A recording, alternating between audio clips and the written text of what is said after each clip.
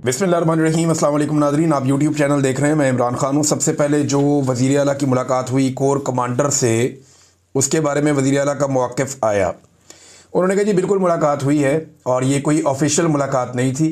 Core commander मिलना चाहते थे, वो ख़ुद ही मुझे मिलने के लिए वज़ीर आला सेक्रेटेरिएट में आए और आकर उन्होंने मुबारकबाद दी। और बात वही है जो इमरान खान ने की है। जो बात हम बाहर करते हैं वही बात हमने अंदर की है, कोई ऐसी खुफिया बात नहीं है।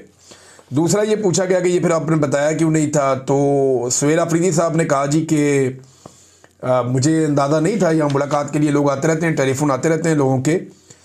और वज़ीर आला सिंध का उन्होंने कहा और गवर्नर का कहा और साथ उन्होंने कहा जी बलूचिस्तान के वज़ीर आला की भी कॉल आई और उन लोगों ने भी मुबारकबाद दी। तो मुझे अंदाज़ा नहीं था कि हर एक की प्रेस रिलीज़ जारी कर दी होती है।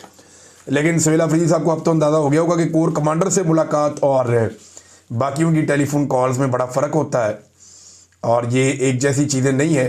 ख़ास तौर पे उस वक्त जब आपकी लीडरशिप एस्टेब्लिशमेंट के ख़िलाफ़ एक बयानिया चला रही है और एंटी एस्टेब्लिशमेंट एक रास्ते पे चल रही है, तो ऐसी सूरत में ये मुमकिन नहीं होता कि इस किस्म की मुलाकात जो है वो पब्लिक ना की जाए, वो आपको बताना पड़ता है। लेकिन अभी क्योंकि सुहेल अफरीदी साहब नए हैं, उन्हें कुछ चीज़ों का अंदाज़ा नहीं है, उन्होंने फॉर ग्रांटेड लिया होगा इस मुलाकात को।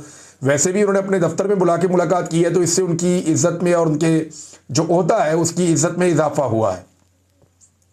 मुझे अच्छी तरह याद है, एक दिन ISI का दफ्तर है पंजाब में ना, लाहौर में, CM ऑफिस के साथ।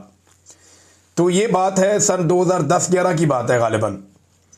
तो वो जो ISI का दफ्तर है उसके बिल्कुल साथ CM ऑफिस है। एक तरफ चिड़ियाघर है, एक तरफ ISI का दफ्तर है, एक तरफ CM ऑफिस है। यहाँ पे हमारे एक जर्नलिस्ट थे, उनका नाम, बल्कि अभी भी वो वहाँ पे सहाफ़त करते हैं लाहौर में, अरसलान रफ़ीक भट्टी साहब। बहुत बड़ी बड़ी उनकी माशाल्लाह मूछें हैं। उनका झगड़ा हो गया कुछ सिक्योरिटी वालों से, और ये जो सिक्योरिटी वाले थे ये ISI वाले थे। क्योंकि ये तीनों दफ्तर साथ साथ हैं तो इनकी पार्किंग वार्किंग भी एक दूसरे से मिलती जुलती है। तो ये उस तरफ से आ रहे थे, इनका झगड़ा हो गया। अंदर हमें पता चला कि जनाब भट्टी साहब के साथ लोग लड़ रहे हैं, बाहर मार रहे हैं उन्हें। हम सारे बाहर गए, सहाफ़ी, हमने जाके उनको फेंटी लगा दी, वो जो ISI के सिक्योरिटी वाले थे वहाँ पे। कुछ देर के बाद अंदर से काफ़ी सारे बंदे निकल के आ गए, उनका तो अपना पूरा एक सिक्योरिटी का निज़ाम है। वो जनाब हम लोगों को उठा के ले गए ISI के दफ्तर में। उन्होंने हमारे ऊपर तशद्दुद शुरू कर दिया और लड़ाई बढ़ती गई। थोड़ी देर बाद एक अंदर से कोई ISI का ऑफिसर आया, उसने जनाब उनके साथ भी बातचीत की, हमारे साथ बातचीत की। मैंने बाकी जो जर्नलिस्ट हैं उन सब की तरफ देखा, मैंने कहा इससे बात करो। उससे बात की, बहरहाल कुछ सहाफ़ी वगैरह बीच में पड़े, हमें छोड़ दिया उन्होंने। बाद में हम लोग एहतजाज कर रहे थे। वज़ीर आला पंजाब उस वक्त थे शहबाज शरीफ साहब। शहबाज शरीफ साहब ने हमें बुलाया तो हमने बताया जी बाहर सिक्योरिटी वालों ने मारा है सहाफ़ियों को ना। तो इस पर शहबाज शरीफ साहब आग बगूला हो गए, बहुत गुस्से में आ गए। मैं इनको बुलाता हूँ, मैं ये करता हूँ, वो करता हूँ, बहुत गुस्से में ना, धड़ाधड़ जैसे शहबाज शरीफ साहब के मुंह से एक ब्रस्ट निकलता है ना, ऐसे निकला। लेकिन जैसे ही शहबाज शरीफ साहब को एक सहाफ़ी ने बताया कि सर वो ये ISI वाले हैं, तो मियाँ साहब ऐसे ठंडे हुए हैं कि हमें हंसी नहीं रुक रही थी हमारी, बड़ी मुश्किल से हम बाहर आके कितनी देर तक हंसते रहे। मियाँ साहब ने कहा अच्छा वो मैं करूँगा, मैं बात करूँगा, वो ऐसे करके ना गोल मोल करके। तो ये जो सियासतदान होते हैं ना, नॉर्मली ये एक सेक्टर कमांडर से, एक कर्नल से, ये बहुत डरते हैं, बहुत बहुत बुज़दिल होते हैं। लेकिन ये बड़ी बात है कि अपने दफ्तर में कोर कमांडर को कहना कि खुद आओ, आकर मिलो, अगर आपने मुबारकबाद देनी है तो मेरा दफ्तर हाजिर है। बड़ी अच्छी बात है। कोर कमांडर आकर मिले और सुहेल अफरीदी ने ये कहा कि जनाब आपने जो बात हम अंदर करते हैं वही बात हम बाहर करते हैं। ये बंद कमरों के अंदर बातचीत जो हमारे साथ करने की कोशिश की जाती है, हम जो बात अंदर करते हैं वही बात बाहर करते हैं। देखिए ऑफिशियल होनी चाहिए जो चीज़ भी होती है, पर्सनल कुछ नहीं होता इस लेवल के ऊपर। और ना ये लोग कभी पर्सनली कोई चीज़ करते हैं। पाकिस्तान की मिलिट्री एस्टेब्लिशमेंट में जितने लोग हैं वो अपने मिशन के मुताबिक करते हैं। आपको क्या लगता है कि ये जो कोर कमांडर ने आकर वज़ीर आला हाउस में मुलाकात की है वो बगैर किसी अप्रूवल के आ गए थे या बगैर किसी वजह के आ गए थे? नहीं, उनके सिस्टम में पूरी हायरार्की को पता होगा कि वो मुलाकात करने के लिए जा रहे हैं। तो यहाँ अनऑफिशियल कुछ भी नहीं होता और चीज़ें जो है उनको ब्लैक एंड वाइट रखना चाहिए। इमरान खान साहब ने कहा था कि मैं अपनी कौम से कभी झूठ नहीं बोलूँगा और ना आपका सर नीचे होने दूंगा। बहरहाल सुहेल अफरीदी साहब ने बताया कि जी मुझे फिर इमरान खान साहब से मिलने नहीं दिया गया। ये अडियाला जेल पहुंचे, इमरान खान से मिलने की कोशिश की, अदालती अहकामात इनके पास थे। इन्हें फिर इमरान खान साहब से मिलने नहीं दिया गया। ये वज़ीर आला की मुलाकात की एक कोशिश और भी नाकाम हो गई। अब एक सूबा है जहाँ पे इस वक्त एस्टेब्लिशमेंट ज़िद कर रही है कि उसके वज़ीर आला को हमने उसके लीडर से नहीं मिलने देना। यहाँ पे अमन व अमान के संजीदा मसाइल हैं, दहशतगर्दी यहाँ पे बढ़ती चली जा रही है, उसे कंट्रोल करने के लिए सूबाई हुकूमत के पास एक क्लियर डायरेक्शन होनी चाहिए और इस हवाले से सुहेल अफरीदी को जाकर इमरान खान साहब से बात करनी पड़ेगी। फिर जनाब गवर्नेंस के इश्यूज़ हैं, उनके तब तक पूरी तरह हल नहीं होंगे जब तक कि वज़रा हलफ नहीं उठाएंगे। अब हमारे जो कई सहाफ़ी हैं, मीडिया के लोग, वो ये कहते हैं जी कि हलफ क्यों नहीं उठा रहे, काबीना क्यों नहीं बना रहे। हालांकि इसमें कानून में कोई इतनी सख्ती नहीं है, लेकिन दूसरी तरफ यही लोग ये बात नहीं पूछ रहे कि कानून के मुताबिक जब अदालत ने वाज़ेह हुक्म जारी कर दिया, अदालत का क्लियर ऑर्डर मौजूद है कि जनाब इनकी मुलाकात करवाएं, तो फिर मुलाकात क्यों नहीं करवा रहे। क्या एक सुपरिटेंडेंट ऑफ जेल या बाहर खड़े हुए एक SHO या जेल के अंदर बैठे हुए इमरान खान के बकौल एक कर्नल की इतनी जुर्रत हो सकती है कि वो अदालती ऑर्डर को अपने पैरों तले रोन दे। इसके ऊपर पाकिस्तान का मीडिया कोई सवाल नहीं उठाता जी। अदालती अहकामात की खुली खिलाफ वर्जी के ऊपर कोई नहीं बोलता, बाकी हर चीज़ पे बोलते हैं। तो मीडिया की 2 नंबरी जो है वो रजिस्टर्ड हुई है इस पूरे दौर में। और जिन लोगों ने आवाज़ उठाई, जिन लोगों ने यह कहा कि अदालती अहकामात के बावजूद मुलाकात क्यों नहीं करवाई जा रही, उन लोगों को मीडिया से अलग किया गया। जिन लोगों ने सच बोलने की कोशिश की, उनको मीडिया से हटा दिया गया, उन्हें बाहर निकाल दिया गया और उनको निशाने इबरत बनाया गया। ये हम लगातार होता हुआ देख रहे हैं और अब तक देखते ही चले जा रहे हैं। सुहेल अफरीदी ने इमरान खान साहब से मिलकर हासिल क्या करना है, ये बहुत इंपॉर्टेंट है। नंबर 1 तो वो जो इस वक्त दहशतगर्दी के खिलाफ लड़ाई जिस जगह पहुंची है, या ड्रोन हमलों की जो सिचुएशन है, या जितने भी मामलात हैं उनके ऊपर वो डिटेल बात करना चाहते हैं, क्योंकि उन्होंने सारी सिचुएशन इमरान खान साहब को बतानी है कि जी अगर ड्रोन पे आप नॉमिनेट FIR करवाना चाहते हैं तो ड्रोन हमला तो करती है पाकिस्तान की रियासती इदारे। फिर हम एक नई सिचुएशन में होंगे, आप बता दें, और उस पर पुलिस का रद्द-ए-अमल भी होगा, पुलिस करती है नहीं करती, वो सारे मामलात हैं। दूसरा यह है कि ऑपरेशन के ऊपर हमने किस तरीके से चलना, मामले को किस तरफ लेकर जाना है, किस तरह का ऑपरेशन हम कोऑपरेशन दे सकते हैं और किस लेवल के ऑपरेशन के अंदर हमें उनको रोकना है। और मिलिट्री ऑपरेशन तो बिल्कुल एक कोई सोल्यूशन तो है नहीं, ये तो इमरान खान साहब कहते हैं, तो फिर सोल्यूशन की तरफ किस तरह लेकर जाना है, ये सारी बातें उन्हें इमरान खान साहब से करनी पड़ेगी। इमरान खान साहब ने आज से 20-25 साल पहले भी जो इस खित्ते के बारे में कहा था, वो सारी बातें वक्त के साथ साथ दुरुस्त साबित हुई। तो इसका मतलब है कि कॉमन सेंस की कसौटी पे रख के अगर आप परखें तो इमरान खान साहब का नॉलेज काम कर रहा है पिछली 2-3 दहाइयों से। लिहाजा ये बात अब समझनी पड़ेगी बाकी स्टेक होल्डर्स को भी कि इमरान खान साहब से मुलाकात करवा दें। फिर जो इमरान खान साहब की एक एहतजाजी सियासत है कि पाकिस्तान में इंसाफ दिया जाए, मैंडेट चोरी किया, मैंडेट वापस करें, 9 मई की जुडिशल इंक्वायरी करें, 26 नवंबर की जुडिशल इंक्वायरी करें। अब ये जो साने मुरीद के हुआ जिसमें कत्लेआम हुआ, इसकी एक जुडिशल इंक्वायरी करवाई जाए। जबरी तौर पे इंसानों को लापता किया जा रहा, बेशुमार चीज़ें, इमरान खान साहब के लंबे मुतालबात हैं, लेकिन बेसिक चीज़ें मैंने आपके सामने रख दी हैं। अब उस हवाले से जो एहतजाजी तहरीक है वो कब चलेगी, इसमें कुछ लोगों का ये कहना है कि नवंबर का महीना आ रहा है। पिछली मरतबा इन्होंने नवंबर के महीने में कत्लेआम किया था पाकिस्तानियों का, क्या इस मरतबा दोबारा से नवंबर के महीने में एहतजाज करना चाहिए? एक सोच तो ये कि ये बिल्कुल करना चाहिए और दोबारा इस्लामाबाद जाना चाहिए, रास्ते बंद करने चाहिए। अलग अलग किस्म की लोगों की राय है। तो एक तो राय ये है। दूसरी राय ये है कि अभी मोमेंटम पकड़ा जाए, मोमेंटम को बढ़ाया जाए, 26 नवंबर तक इस मोमेंटम को पीक पर ले जाए। दिसंबर जनवरी के अंदर जो है वो अपनी तहरीक को ऊपर लेकर जाए और 2-3 महीने लेकर जब तहरीक पूरी तरह तैयार हो तो फिर एक बड़ा एहतजाजी सिलसिला पाकिस्तान में शुरू किया जाए। ये 2 अलग अलग तरह की राय लोगों की, लेकिन फैसला किसने करना है? फैसला करना है इमरान खान ने। ये बात इमरान खान की बहनों ने भी कही और यही बात उनकी बहनों को भी रोका गया। आज मुलाकात के लिए वो जा रही थी, उनका दिन था। SHO ऐसे पकड़ के रोक लेते हैं। धक्कम पेल भी हुई है वहाँ पे, वो शाहिद खटक को धक्के पड़े हैं, बाकी जो कुछ MPs थे वहाँ पे, कुछ अरकान थे, उनको भी धक्के पड़े हैं। पुलिस जो है वो जाने नहीं दे रही, किसी को भी अडियाला जेल के करीब फटकने नहीं दे रही। तो मुलाकात होना तो दूर की बात है, बाद में जाके सुपरिटेंडेंट ऑफ अडियाला जेल ये कह देता है अदालत में कि जनाब मेरे पास तो कोई आया ही नहीं।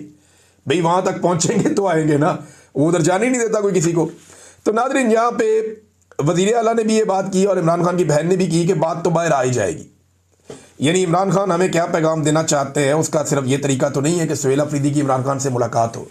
वो जो लॉन्ग डिस्कशन है वो नहीं हो पाएगी, सुहेल अफरीदी बात नहीं कर पाएंगे, अपने लीडर से मिल नहीं पाएंगे, लेकिन इमरान खान साहब जो कहना चाहते हैं वो तो मामला बाहर आ ही जाएगा।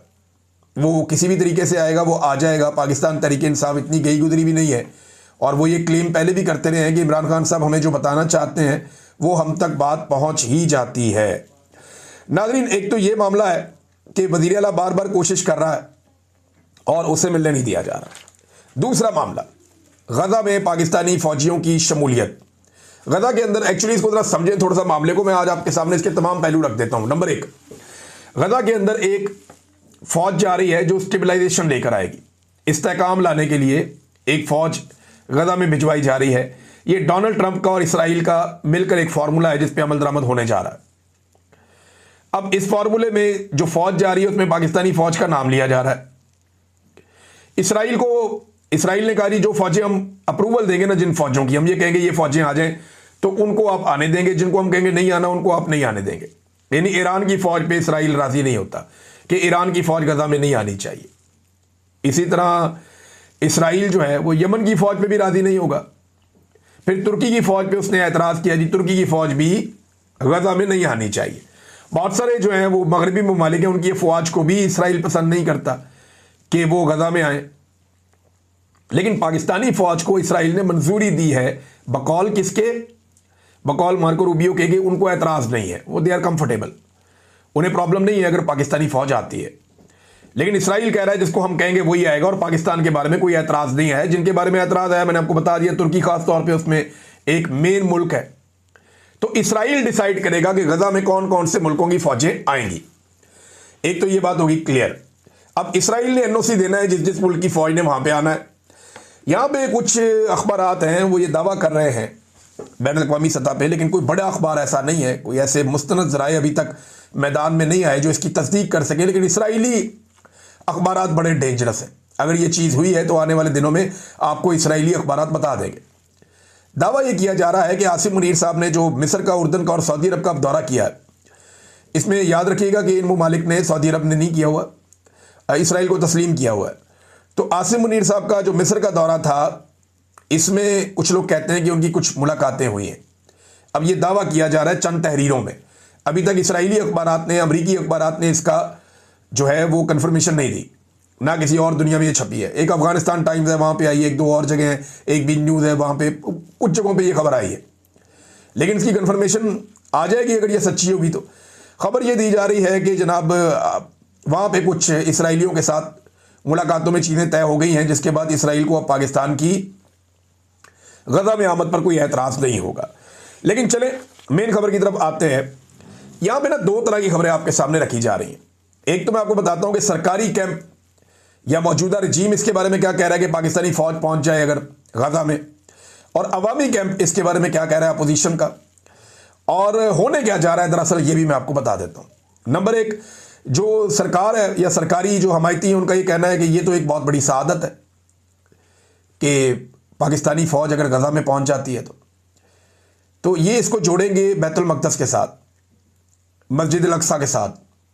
लेकिन याद रखिएगा कि गज़ा से वेस्ट बैंक या जेरूशलम या मस्जिद अक़सा ये 100 किलोमीटर के फासले पर है, और ये जो बीच वाला 100 किलोमीटर है इस पर इसराइल है, ये इसराइल की मलकियत है। इसमें कोई पाकिस्तानी फ़ौजी दाखिल भी नहीं हो सकता, सवाल ही पैदा नहीं होता। तो एक तो ये कहा जाएगा आपको मंजन ये बेचा जा रहा है, कहना शुरू हो गया कि ये तो एक बहुत बड़ी सआदत है, फ़लस्तीनियों की हिफाजत का फरीज़ा सर अंजाम देंगे, ये भी कहा जा रहा है।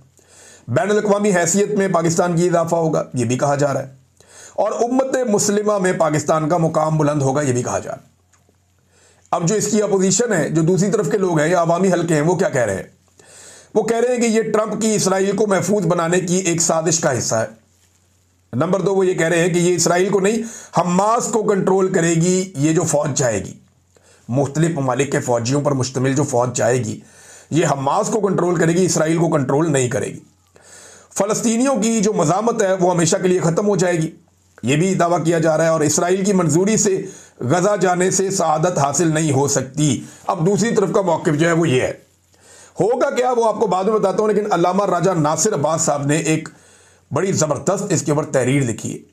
वो तहरीर मैं आपके साथ शेयर करना चाहता हूँ। वो कहते हैं जी, मैं हुकूमत पाकिस्तान के उस मुबैना मनसूबे पर गहरी तशवीश और दो टोक मुखालफत का इजहार करता हूँ जिसके तहत पाकिस्तान के फ़ौजी एहलकारों को नाम नहाद इंटरनेशनल स्टेबलाइजेशन फोर्स ISF के हिस्से के तौर पर गजा भेजने की तैयारी की जा रही है। ये फोर्स अमन या इंसाफ के क़याम के लिए नहीं, बल्कि दरअसल अमेरिका की क़यादत में बनने वाला एक ऐसा ढांचा है जो इसराइली कब्जे को ख़त्म करने की बजाय उसे बरकरार रखने के लिए बनाया जा रहा है। इसमें शमूलियत पाकिस्तान को एक कब्ज़ा सहूलतकार के तौर पर पेश करेगी। ऑक्यूपेशन एनेबलर, यानी कब्ज़ा जो है वो इसराइल का है और उसके सहूलतकार के तौर पर पाकिस्तान को पेश करेगी। सबसे पहले मौजूदा शक्ल में ISF का क़याम गजा पर इसराइली कंट्रोल को जायज़ करार देने के मुतरादिफ होगा। ये किसी गैर जानिबदार अमन फोर्स की बजाय कब्जे की नई शक्ल बनकर सामने आएगी जिसमें इसराइली जारहियत को मुसलमान ममालिक की शमूलियत के जरिए छुपाने की कोशिश की जाएगी। तजवीज़ की एक और बड़ी वजह यह है कि फ़लस्तीनी अवाम ने किसी गैर मुल्की फ़ोर्स की तैनाती की इजाज़त नहीं दी।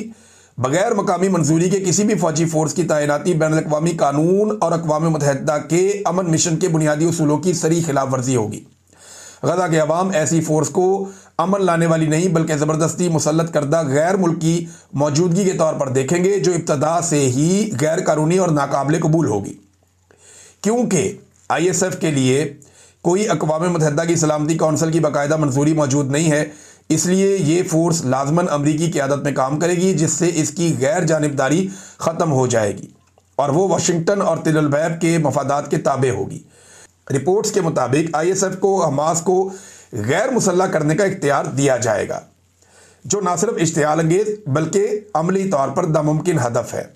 किसी मुज़ामती तहरीक को ज़बरदस्ती गैर मुसल्लह करने की कोशिश अमन नहीं लाएगी बल्कि नए तसादुम को जन्म देगी। अब साफ अल्फाज में कहा जाए तो ISF में पाकिस्तान की शमूलियत इसराइल के साथ मिलकर फ़लस्तीनी मुज़ामत को दबाने के मुतरादिफ होगी। ये बहुत इंपॉर्टेंट है। वो कह रहे हैं अगर हमारी फ़ौज जाती है तो ये इसराइल के साथ मिलकर फ़लस्तीनी मुज़ामत को हमेशा के लिए दबाने की एक कोशिश के मुतरादिफ होगी, जो कि पाकिस्तान के इखलाकी, तारीखी और उसूली मौक़िफ़ से गद्दारी के बराबर है। पाकिस्तान हमेशा फ़लस्तीनियों के हक़ के खुद इरादियत और आज़ादी के मौक़िफ़ पर डटा रहा है। इस पॉलिसी से इनहराफ कौम और उम्मत दोनों के लिए नुकसानदेह होगा। यह भी वाज़ेह है कि इससे अरब ममालिक में भी तकसीम पैदा होगी। एक तरफ वो ममालिक होंगे जो इस अमरीकी मंसूबे में शरीक होंगे और दूसरी तरफ वो जो अभी भी इसराइली कब्जे के खिलाफ डटे हुए हैं। नाज़रीन, बड़ी लंबी आगे ट्वीट है, लेकिन मामला यही है कि उन्हें लगता है कि फ़लस्तीनियों की मुज़ामत को दबाने के लिए ये फोर्स भेजी जा रही है जो हमास को गैर मुसल्लह करेगी और इसराइल के लिए एक ऐसी सहूलतकारी करेगी जिससे इसराइल की सरहदें महफूज हो जाएंगी और उनका कब्ज़ा मुस्तहकम हो जाएगा। ये बात की जा रही है। होगा क्या, ज़रा अब आप ये देखें, एक होगा फौरी तौर पे, एक होगा थोड़ा टाइम लगेगा। फ़लस्तीनी जो है ना, वो जब फ़ौज जाएगी तो फ़लस्तीनियों से इनका इस्तकबाल करवाया जाएगा, गले मिलेंगे, हाथ डालेंगे, इस्लामी म्यूज़िक बजेगा पीछे बैकग्राउंड में और काफ़ी जज्बाती मनाज़र दिखाए जाएंगे, स्लोमो चलाए जाएंगे, फ़लस्तीनी बच्चों, ख़वातीन और दीगर लोगों के जज्बाती जुमले दिखाए जाएंगे। बाकायदा इसके ऊपर एक प्रोडक्शन टीम्स काम करेंगी और ऐसी लाजवाल डॉक्यूमेंट्रीज़ बनेंगी जिसमें बताया जाएगा कि जनाब मुसलमानों की फ़ौज पहुंची फ़लस्तीन में तो लोगों के आंसू निकल आए, लोग बड़े जज्बाती हो गए। अब फ़लस्तीनियों ने मुसलमान फ़ौजों का इंतज़ार किया इतना लंबा अरसा, उन्हें क्या आइडिया था कि वो इस तरह आएंगी, लेकिन वो आ जाएंगी तो उसके बाद उनके जज्बाती मनाज़र तो फिल्माए जाएंगे और जज्बाती मनाज़र फिल्माने के बाद इन ममालिक में भेजे जाएंगे जिनकी फ़ौजें वहाँ पे पहुँचेंगी, ताकि वो अपने अपने मुल्क में ये चूरन बेचेंगे, जनाब हम तो फ़लस्तीनियों के हक़ में खड़े हो गए और फ़लस्तीनियों ने हमारा इस्तकबाल किया और कमाल हो गया। शुरू में तो ये सारा कुछ हो जाएगा, कुछ अर्सा ये मामला चल जाएगा, लेकिन ये ज़्यादा मुद्दत तक चलेगा नहीं, क्योंकि जो वहाँ पे बैनुल-अक़वामी मीडिया है या अल जज़ीरा वगैरह, ये आहिस्ता आहिस्ता बताएंगे कि अंदर क्या चल रहा है और फ़लस्तीनी मुज़ामत ख़त्म होती जाएगी और इसराइल का कब्ज़ा मुस्तहकम होता जाएगा। तो ये चीज़ें लंबी नहीं होगी, वक्ती तौर पे अच्छी लगेंगी। ये मनाज़िर भेजे जाएंगे कि जनाब हम ताबा अबद सय्यद तग़य्युर के वली हैं, हम मुस्तफ़वी हैं। इस किस्म के आपको म्यूज़िक सुनने को मिलेंगे और बड़े जज्बाती आपको मनाज़िर देखने को मिलेंगे, लेकिन एक्चुअली ये होगा कि इसराइल को प्रोटेक्शन हो जाएगी हमेशा के लिए हमास के मुकाबले में, और फ़लस्तीनियों की जो मज़ामत है अपना मुल्क आज़ाद करवाने की, वो मज़ामत यहाँ पर रुक जाएगी और गज़ा में सिर्फ ये फोर्स जाएगी वेस्ट बैंक में, इसका कोई काम नहीं होगा। अगर तो इनको वेस्ट बैंक में भी जाने दें और पूरा का पूरा जो फ़लस्तीन का वो नक्शा है 1967 वाला वो हो जाए तो बड़ी अच्छी बात है, लेकिन उस पर इसराइल कभी भी राजी नहीं होगा। नाज़रीन, एक और बड़ी इंटरेस्टिंग खबर आजकल चल रही है और ये खबर है जनाब कुछ सरकारी अफसरान के हवाले से। ये वो अफसरान हैं जिन्होंने मौजूदा रजीम के कहने पर या एस्टेब्लिशमेंट के कहने के ऊपर लोगों की ऐसी तैसी फेर दी थी, मुकदमात पे मुकदमात बनाए। मुझे भी इन लोगों ने पकड़ा था और मेरे खिलाफ तो इन्होंने बाकायदा प्रेस कॉन्फ्रेंसें की हैं बैठ बैठ के, और मुंह से ये आग के शोले उगल रहे थे। लेकिन अब ये सारे करप्शन में पकड़े गए और इनको उठा लिया था पाकिस्तान की एजेंसियों ने उठा के इनकी फैंटी लगाई है और उसके बाद इनको FIA के हवाले कर दिया है और इनका मुकदमा अब चल रहा है। मामला क्या है, ज़रा इसको गौर करें आप। मामला ये है कि जब एस्टेब्लिशमेंट काम लेती है ना ब्यूरोक्रेट से, 2 नंबर काम लेती है, तो वो ब्यूरोक्रेट कहते हैं इनके लिए 2 नंबर ही हम कर रहे हैं, हम खुद क्यों ना करें। तो पहले वो एस्टेब्लिशमेंट के लिए 2 नंबर एजेंसियों के लिए काम करते हैं, इसको पकड़ो, उसके साथ ज्यादती करो, उसके साथ ज्यादती करो, उसके साथ ज्यादती करो। फिर उन्हें ना ज्यादती करना नॉर्मल लगना शुरू हो जाता है। वो कहते हैं जनाब इसको भी उठाओ, इससे पैसे कमाओ, इससे उठाओ, इससे पैसे कमाओ। जब ये सारे ही मुल्क का नहीं सोच रहे तो हम क्यों सोचें। यही काम 9 मई के बाद पुलिस ने किया था। रियासत ने 9 मई के जाली मुकदमात बनवाए, बेशुमार बंदे उठवा लिए, तो पुलिस ने बेशुमार बंदों से बेशुमार दिहाड़ियां भी लगा ली। जरा वो चेक किया जाए ना कि कहां कहां किस चीज को हिस्सा गया, तो आपके रोंगटे खड़े हो जाएंगे। तो अब एजेंसियां जनाब वो गोलियों से मट्टी झाड़ने की, जनाब ने ये बंदे पकड़ लिए, इन बंदों को यहां तक पहुंचाया भी एजेंसियों ने, इनसे गलत काम लिया, फिर इन्होंने अपने लिए गलत काम करना शुरू कर दिया। ये बेशर्मी के रास्ते पे चल पड़े और अब ये लोग जनाब गिरफ्तार हो गए। तो इसी तरह पुलिस को जरा चेक करें, पंजाब पुलिस को, किस किस ने 9 मई के मामले पे कितनी कितनी दिहाड़ी लगाई और किसने किस किस तरह लोगों को लूटा, ये सारा मामला आपके सामने आ जाएगा। बहरहाल ये मामला चलता रहेगा, इसके ऊपर फिर बात करेंगे। तहरीक लब्बैक बिल्कुल ही गायब है, कोई बंदा ही नहीं मिलता उनका, ना कोई बात करने के लिए, ना कोई बात सुनने के लिए। बातें इनकी बहुत बड़ी बड़ी थी, सारे के सारे गायब हो गए। जितने इनके बड़े बड़े उलमा इकराम है, मुफ्ती मुनीब और बाकी लटरम पटम, सारे ही गायब हैं। कोई बंदा बात करने के लिए, बात सुनने के लिए तैयार ही नहीं है। सफ़ा हस्ती से खत्म हो गई तहरीक लब्बैक पूरी की पूरी। तो ये जनाब टोटल औकात थी, ये बातें बहुत बड़ी बड़ी और एक सानिया हुआ और उसके बाद पार्टी खत्म, कोई बात ही नहीं कर रहा।